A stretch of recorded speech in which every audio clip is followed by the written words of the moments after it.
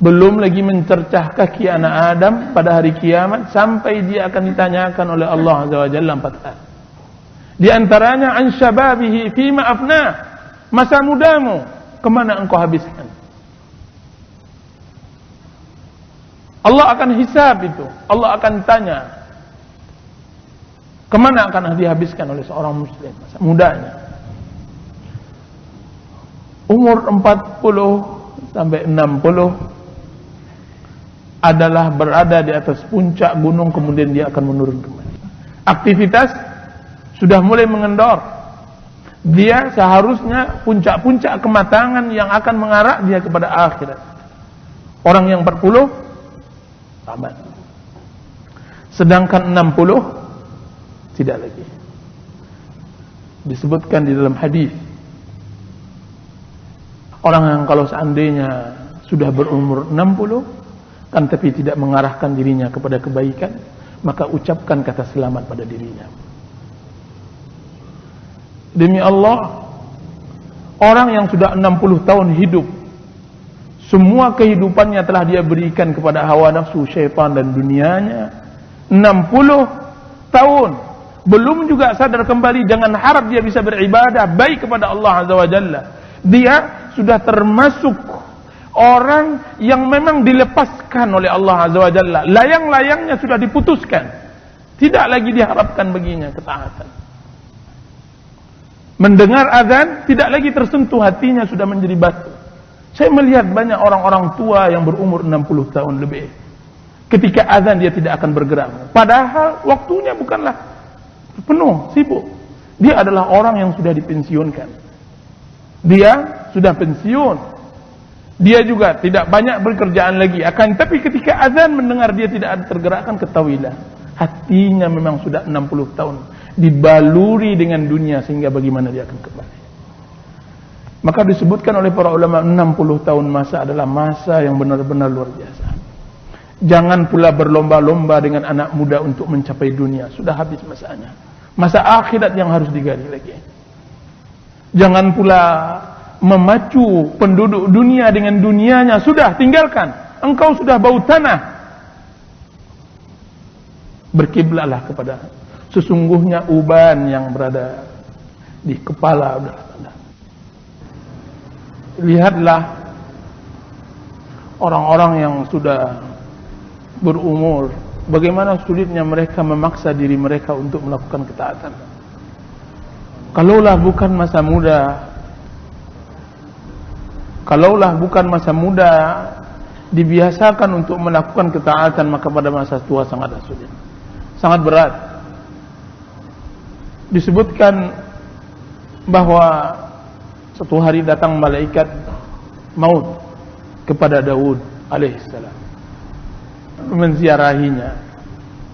Ketika telah lama berbicara dengan Daud, maka Daud berkata kepada malaikat, wahai malaikat maut, saya ingin kepada engkau sebuah kebutuhan. Saya ingin berbicara dengan engkau. Apa itu wahai Daud? Sebutlah. Kalau seandainya telah sampai ajalku, maka kabarkanlah, beritakanlah kepadaku. Baiklah, saya akan beritakan dan saya akan kirimkan utusan kepada engkau. Ketika sampai ajal Daud, datanglah malaikat maut.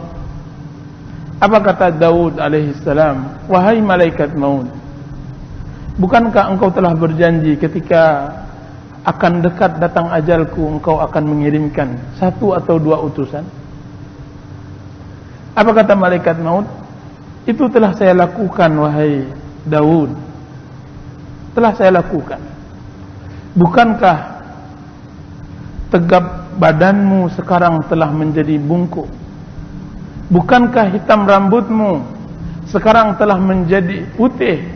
Bukankah kencang kulitmu sekarang telah keriput? Itulah utusanku wahai Daud kepada semua manusia, mengabarkan bahwa kematian telah dekat kepada mereka. Itulah. Maka dicabutlah nyawa Daud alaihissalam. Seorang muslim haruslah pandai dan pintar bagaimana bercocok tanam di musim-musim umur. Musim-musim umur itu sangat berlaku di kalangan salafus salih. Taubah bin Summah rahimahullahu ta'ala, ketika satu hari beliau duduk sendirian, beliau memuhasabah dirinya. Dan alangkah baiknya seorang muslim bermuhasabah terhadap dirinya, menghitung dirinya. Dihitung-hitungnya umurnya, kiranya umurnya telah berumur 60 tahun. 60 tahun. Dikalikannya hari-hari dalam setahun, maka jumlahnya semua menjadi 21.500 hari. 21.500 hari. Kemudian dia katakan, kalau seandainya saya melakukan dalam satu hari satu dosa, berarti dosaku 21.500 dosa. Apa katanya? Ya wailah wa taubah, alangkah merananya taubah, alangkah sengsaranya taubah bertemu dengan Sang Khaliq Azza wa Jalla dengan 21.500 dosa. Itu jika seandainya dia taubah melakukan satu dosa dalam satu hari. Bagaimana jika seandainya dalam satu hari melakukan 10.000 dosa, kemudian dia pingsan, kemudian dia tidak siuman kembali. Itu Taubah bin Summah. Taubah bin Summah rahimahullahu ta'ala. Jadi muhasabah tentang masalah waktu adalah yang penting. Yang kedua yang harus diperhatikan ketika memasuki bulan Ramadan adalah memahami bahwa dunia adalah perdagangan, bahwa dunia adalah perdagangan akhirat. Ibnu Qayyim rahimahullah mengatakan, bersiap-siaplah, sesungguhnya Allah Azza wa Jalla telah membukakan pintu bazar, pasarnya kepada kalian. Dia ingin memperdagangkan surganya, yang nantinya kalian akan membelinya dengan diri dan jiwa kalian.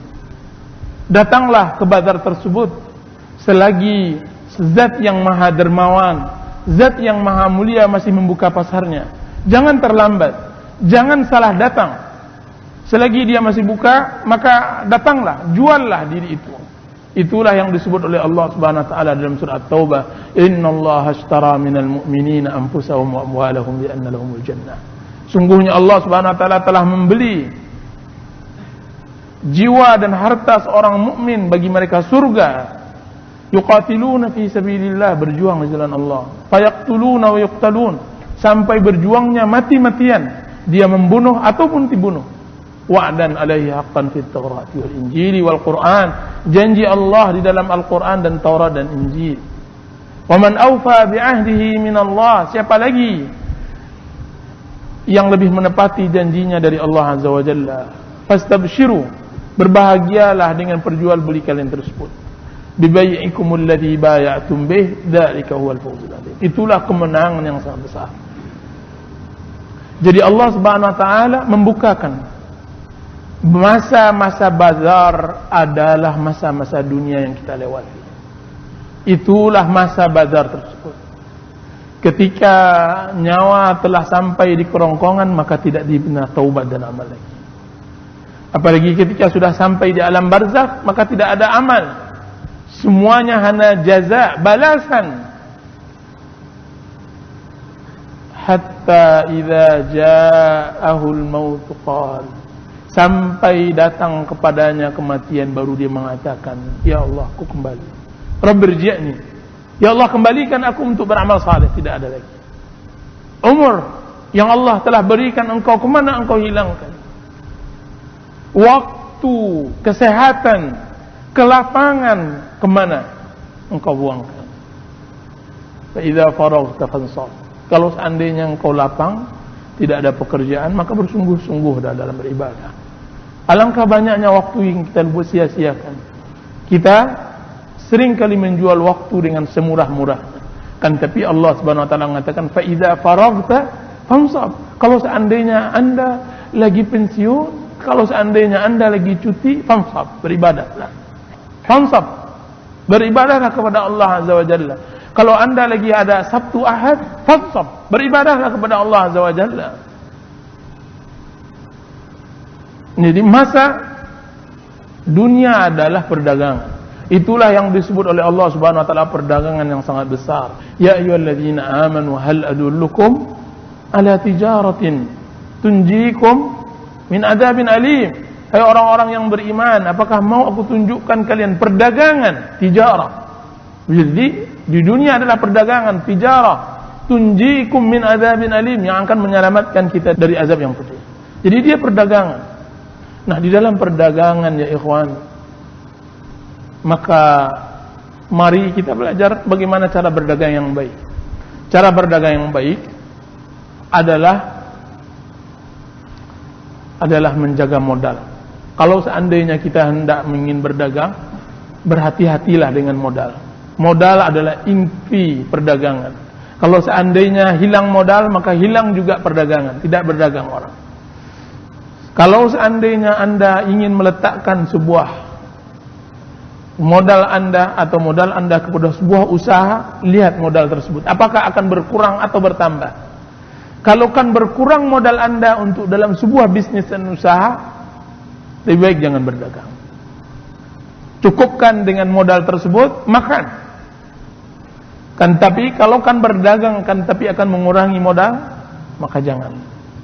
Begitu kita beribadah kepada Allah Azza wa Jalla, iman yang ada sekarang ini pada setiap muslim adalah modal.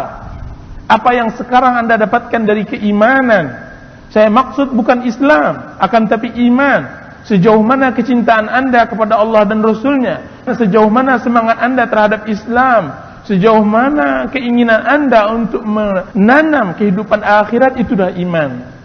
Iman itu kalaulah akan mengurangi modal yang Anda miliki untuk berteman kepada orang lain, untuk beribadah pada lain, maka janganlah beribadah.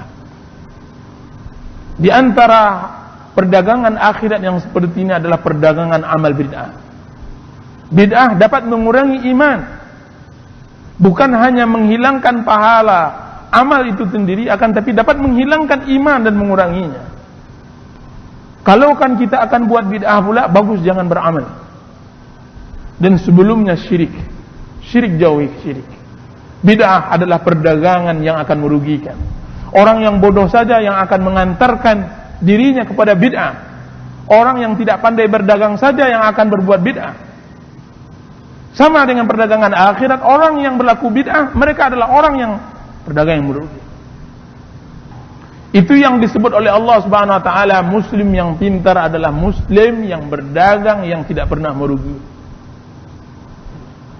Muslim, perdagangan yang tidak pernah merugi, dialah perdagangan seorang mukmin dan muslim kepada Allah Azza wa Jalla di atas ilmu dan iman. Tijaratun lan tabur, dalam surah An-Nur, perdagangan yang tidak pernah merugi. Akan tapi jika seandainya tidak punya ilmu dan iman, maka dia akan merugi selalu. Jadi berdaganglah jangan dengan bid'ah. Bahaya bid'ah. Allah Subhanahu wa taala mengatakan dalam surah Al-Ghasyiyah, wujuhu yawma idzin khashi'ah 'amilatun nasibah tasla naran hamiyah. Wajah-wajah yang waktu itu dalam keadaan tunduk, malu, takut kepada Allah Azza wa Jalla, amilah, beramal. Mereka bukan tidak beramal, nasibah, berletih, berpeluh-peluh beramal ya ikhwan. Akan tetapi Allah Subhanahu wa taala telah jamin bagi mereka tasla naran hamiyah, api yang membakar, neraka yang membakar mereka. Mereka itulah orang-orang yang disebutkan oleh Allah Subhanahu wa taala ketika dia dihadapkan, diangkat oleh Allah Azza wa Jalla di padang mahsyar. Semua makhluk berbaris di belakangnya melihat ketika dia duduk, dia berdiri di hadapan Allah dengan wajah yang tunduk, didatangkan semua amalnya. Ketika itu dia bahagia luar biasa, sumringah, tersenyum. Akan tetapi Allah Subhanahu wa taala mengatakan dalam surah Al-Furqan, wa qadimna ila ma amilu min amalin. Kemudian kami datangkan kepada mereka amal yang mereka telah perbuat, kemudian faja'alnahu haba'an mansura.